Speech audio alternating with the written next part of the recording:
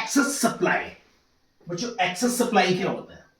Market में अगर price ज्यादा हो, इक्विलिब्रियम प्राइस है, प्राइस इतना है और मार्केट में प्राइस ज्यादा हो गया, प्राइस ज्यादा होने से ना सप्लाई ज्यादा हो जाती है, डिमांड कम, क्योंकि प्रॉफिट ज्यादा मिलता है तो सप्लाई ज्यादा हो गई, ज्यादा प्राइस से डिमांड कम हो जाती है।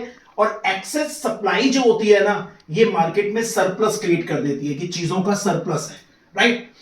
एक्सेस सप्लाई क्रिएट सरप्लस, मतलब इतनी सप्लाई बढ़ गई है, इतनी डिमांड आपकी कम। सेलर तो सेल करना चाहता है, seller want to sell, but buyer does not want to buy, क्योंकि मार्केट में प्राइस हाई है।